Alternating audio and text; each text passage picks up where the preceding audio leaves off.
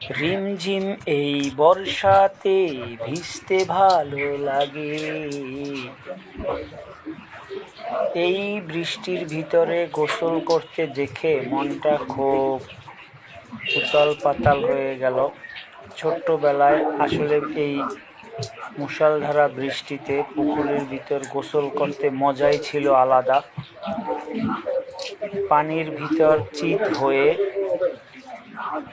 নাক উপরে রেখে কান পানির ভিতর দিয়ে ধীরে ধীরে সাঁতার কেটে মজাই আলাদা।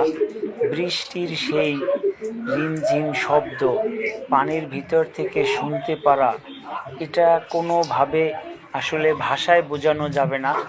যারা এই দিনগুলো অতিবাহিত করেছেন তারাই আসলে এটা অনুভব করতে পারবেন কতই না মজা।